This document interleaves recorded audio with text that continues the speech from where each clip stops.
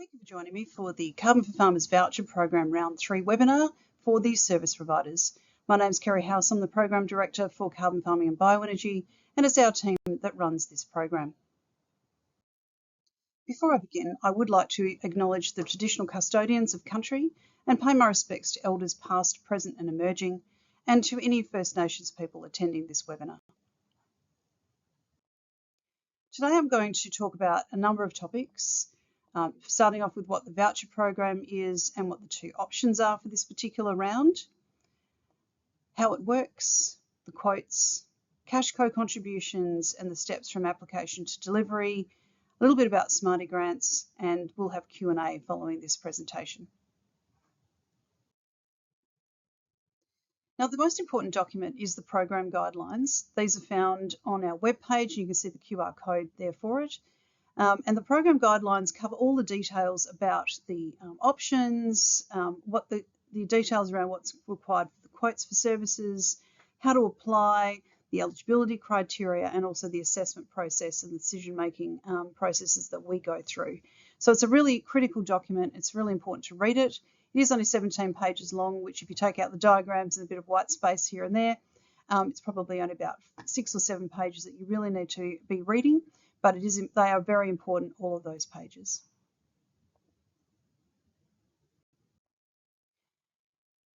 Now, I thought I'd just go through a little bit about what the Carbon for Farmers Voucher Program is and a little bit of how it's evolved over time.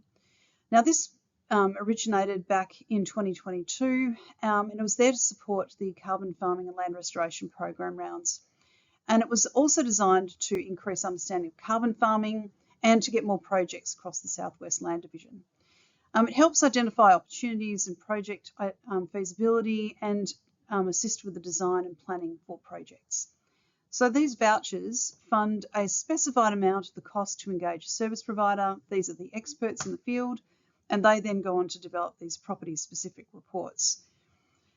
It's about making informed decisions and giving farmers the confidence to develop their own projects over time, whether that be short, medium or long term, but it's there to build this industry across the state. We've had 90 farmers complete their carbon farming plans or land management strategies so far. 10 projects can be linked back to the in the Carbon Farming Land Restoration Program can be linked back to vouchers. There's at least 5 voucher recipients who now have self-funded projects, and we know through surveys and speaking to people that there are more in the pipeline. So looking at the evolution of the program, we've got the first round back in 2022. It was for $10,000 and was there to support round 2 of the Carbon Farming and Land Restoration Program. And we referred to them at that stage as land management strategies because the emphasis was on soil carbon projects, but it also encompassed environmental planting projects as well. Round 2 is there to support applications again to the third round at that stage for the Land Restoration Program. Having spoken to people, we understood that that amount needed to increase to around $15,000 to give the detail that's required, and we rebranded to the carbon farming plans. Now, the third round, which is what we've just opened, is able to cater for farmers at different stages because it's not tied to around the Carbon Farming and Land Restoration Program this time. And so therefore it gives us a bit more flexibility about what can be offered, and it covers soil, environmental plantings, but also agroforestry projects as well. So who can apply? We're really directing these at commercial farming properties, the owners of those, because they're the ones that really are interested in carbon farming projects and have the capacity to do those at scale over the long term. The main source of income for that particular property should be farm production, because again, as the name says, it's the Carbon for Farmers program, and so we're trying to get more farmers involved. WA-based businesses with an ABN, really important.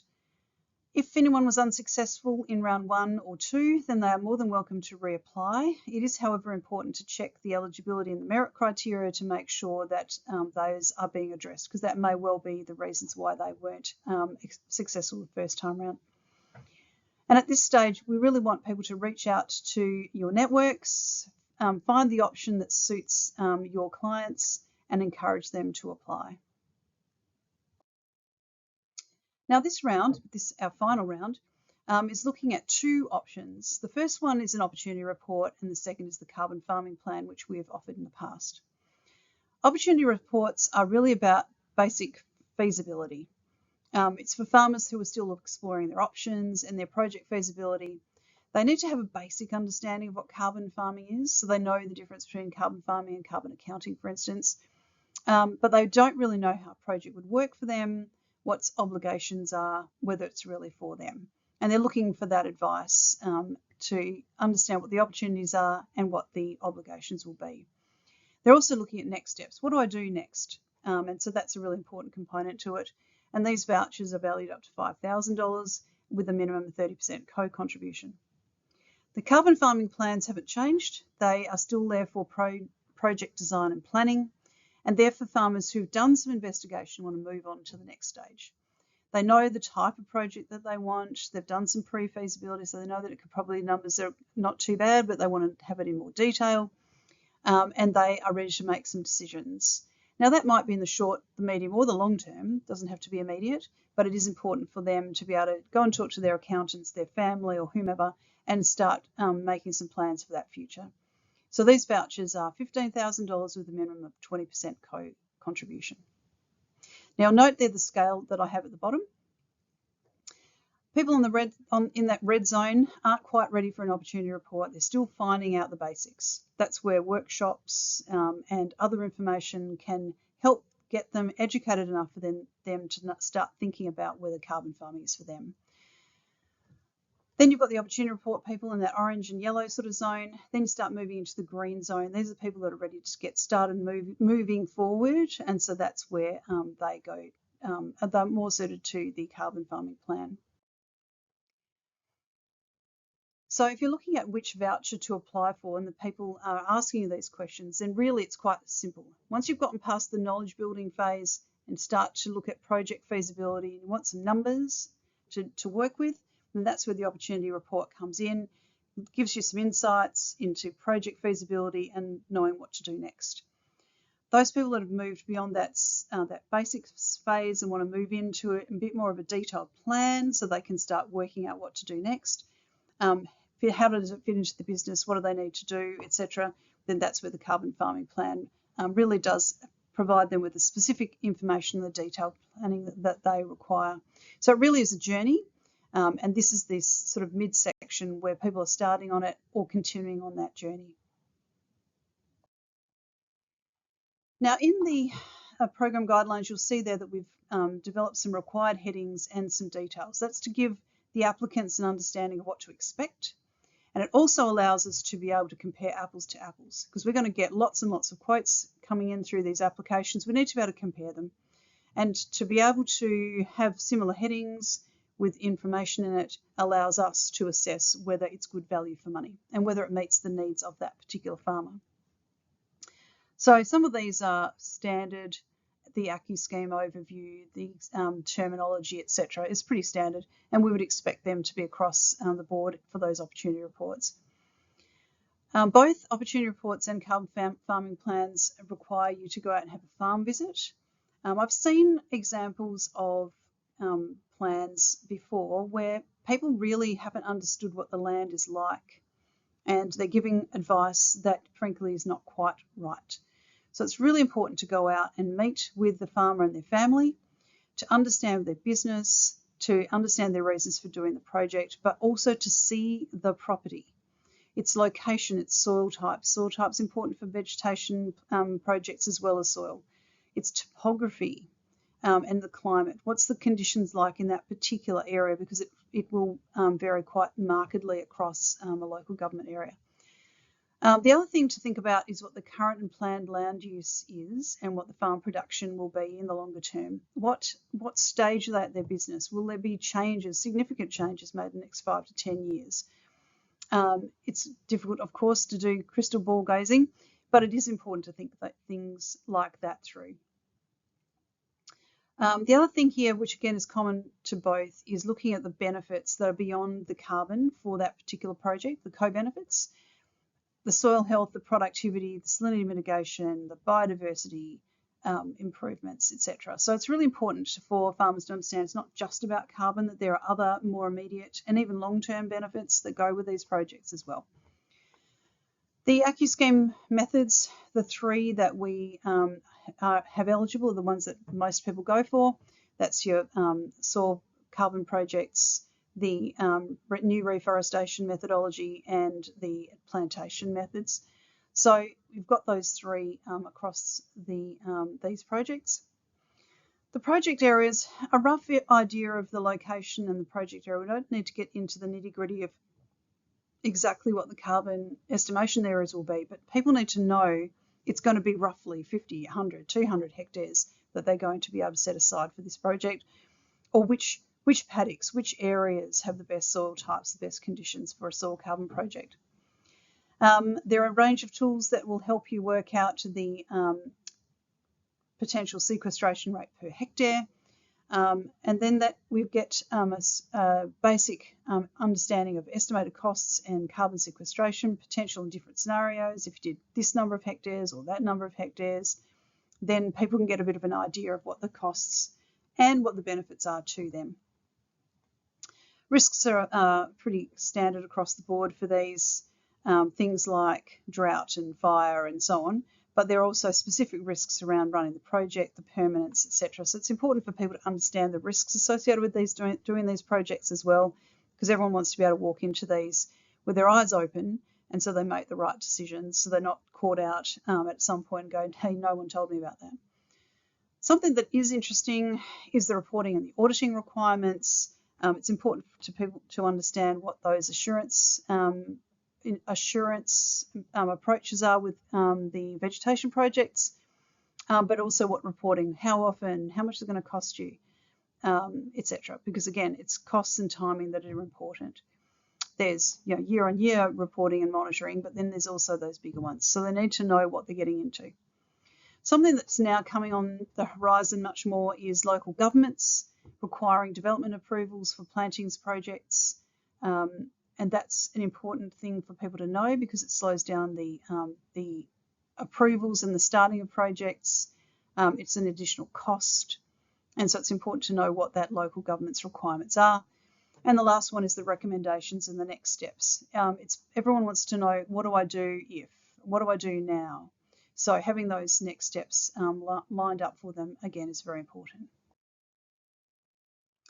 Now, carbon farming plan, much more detailed. It goes into site assessments and mapping and really working out where those carbon estimation areas are most likely to be. Site plans, configurations for tree plantings, are they going to use belt versus block? The sequestration modelling is, again, more important, because you're going to have to put a forward estimate in when you do your registration. So having those numbers and those figures is important.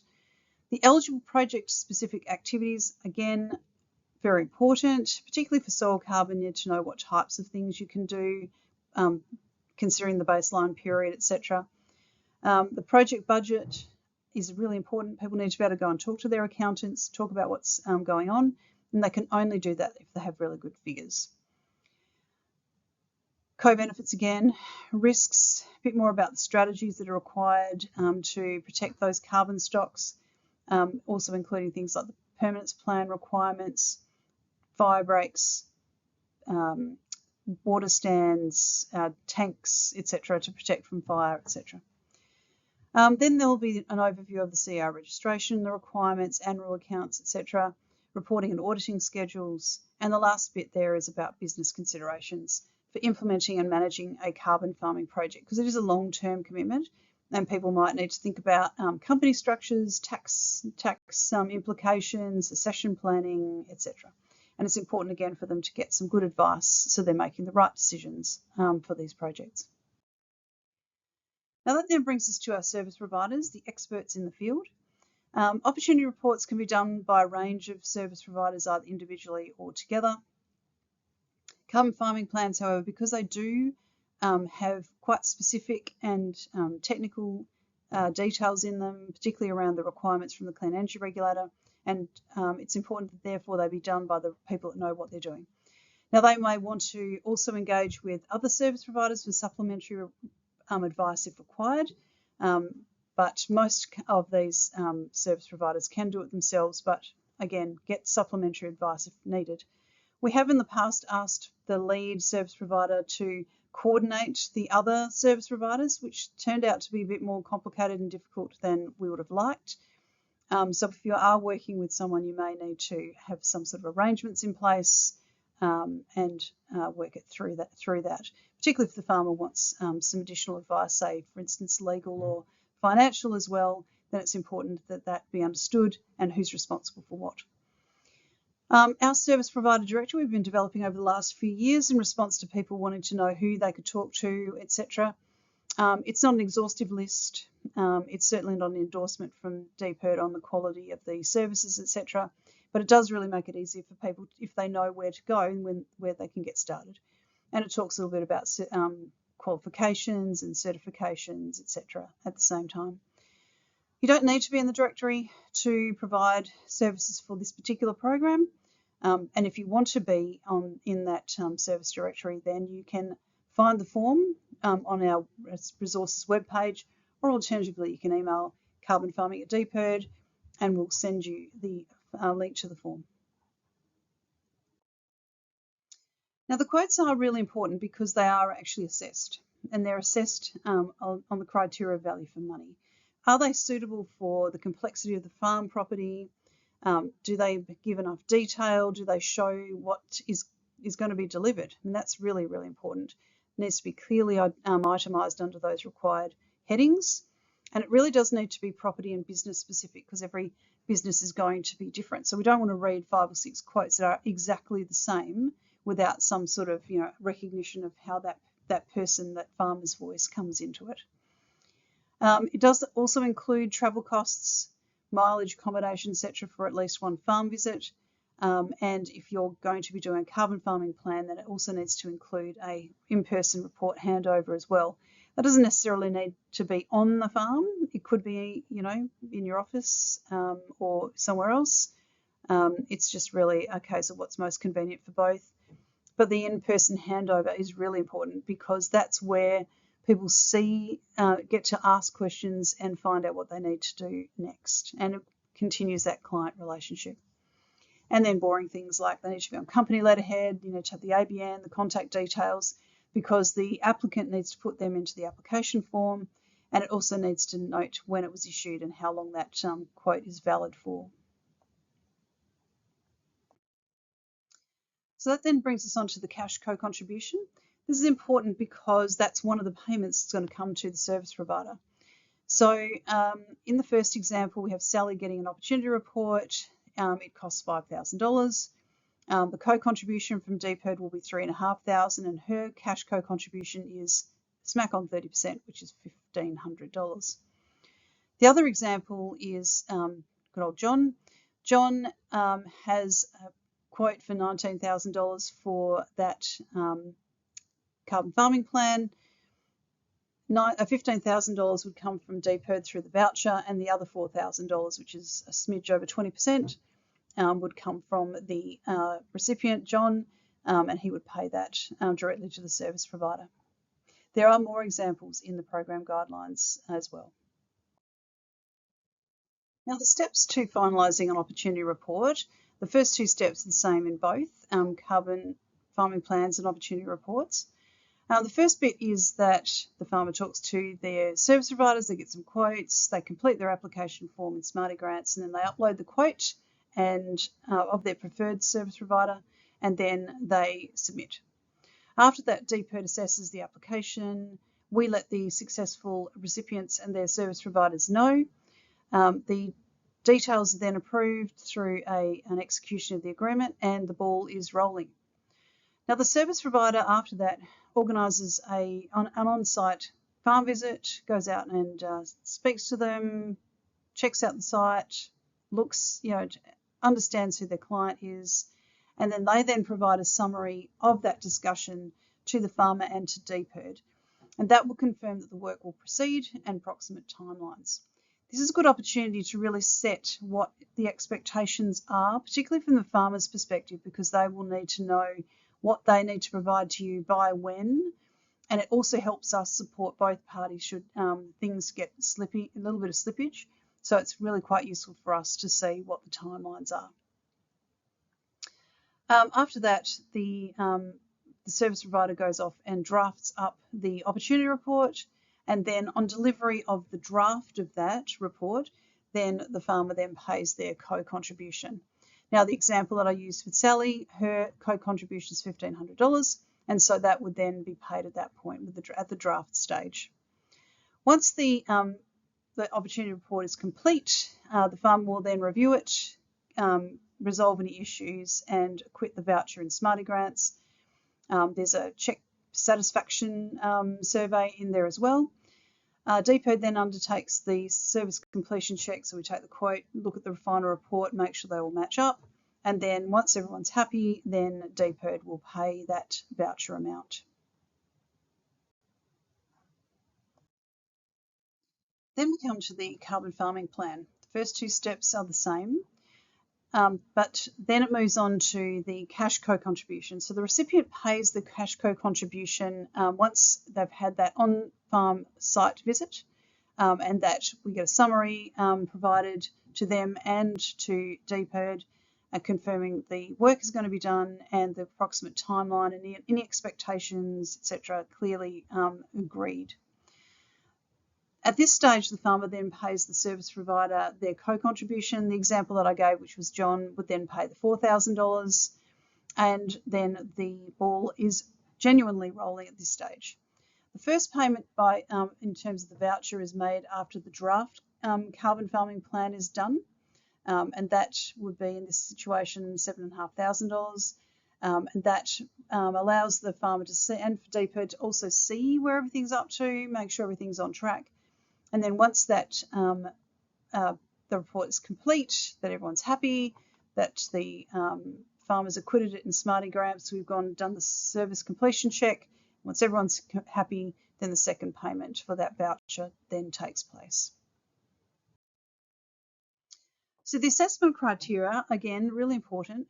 The applications and the quotes are assessed against the three merit criteria. So the first one is the motivation and the farm business impact. This is where farmers' voice needs to come through that application. There's only 3 written questions, and that it gets them to explain why they're applying, what they hope to get out of it, etc. So that's the first one. Second one is the value for money, which comes down largely to the quote and how it fits with the business. And the last one is more of an alignment of the project's purpose and objectives, which comes through the entire application. Now, what we want to see is the applications are filled in by the farmers, not by the service providers. We want to get a sense of the person, their business goals, and their motivations.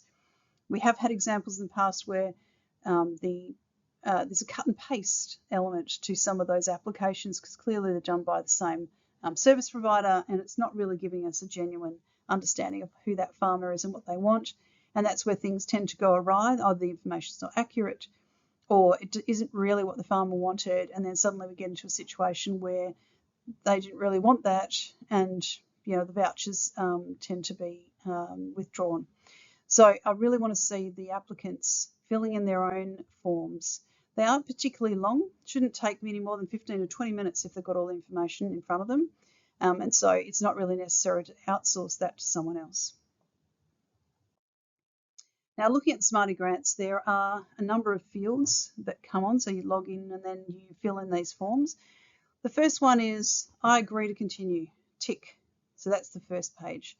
Then it goes into your applicant and business details, name, address, phone number, ABN, size of the property, those types of things, which farmers should all be able to do quite easily. Then it goes into then it goes into the voucher. Which option do you want? Page 4 is a single question, which is, do you want option 1 or option 2? So that's pretty easy. Once that's chosen, then it opens up the actual section for either the opportunity report or the carbon farming plan, and then that's when they start writing a bit more detail in there. The service provider details in the quote. Who are they? What's the contact person's name? What's their email address? And upload the quote. So that doesn't take very long. And then the last one is tick, tick, submit. So it's not a particularly onerous application form, but it is important that it be done by the person who is going to get that voucher. So to recap, we've got the opportunity report as option 1, determining high-level feasibility, making informed decisions. It's a really simple assessment of carbon potential and the returns. It's about costs and what to expect, and the benefits, the risks, and the reporting obligations. Basic understanding of carbon farming is required. They want to explore how it would work for them. They're not ready to decide yet. They just want to know what to do next, and it can be offered by a range of service providers. The second one is the carbon farming plan. Comprehensive report, takes a lot longer, more detailed. It really looks at the project design and the planning so people can start making really good long-term decisions. It's preparing for someone to ultimately register that project. So they need to get the information that they require without having to go and do another thing that gives them the information they need to register.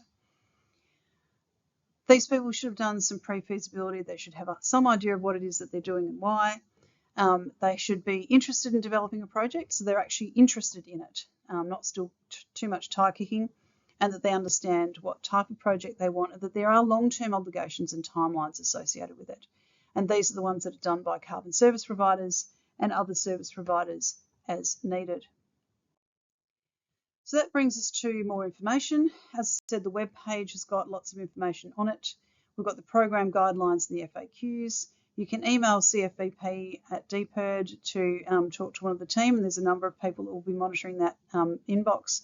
We'll also be at the machinery field days in Darren and in Newdigate, so you can come and chat to the team there as well. So the next steps, read the program guidelines and reach out to your most prospective clients. Begin the conversation and then keep it going with them. Make sure they understand what is being offered and why it's important, so that they are again making the right decisions, and that the round closes on the 19th of September. So the FAQs, as I said, they are here on the web page. They cover off most things that people ask us. We will then have a Q&A at the end of this session as well. And finally, I just wanted to say thank you all for your interest in our program. We really appreciate your support. We're looking forward to seeing lots of really great quality applications for opportunity reports and the carbon farming plans, so that we can continue to support the development of this industry in WA. And we wish you all the very best of luck in that process. Thank you.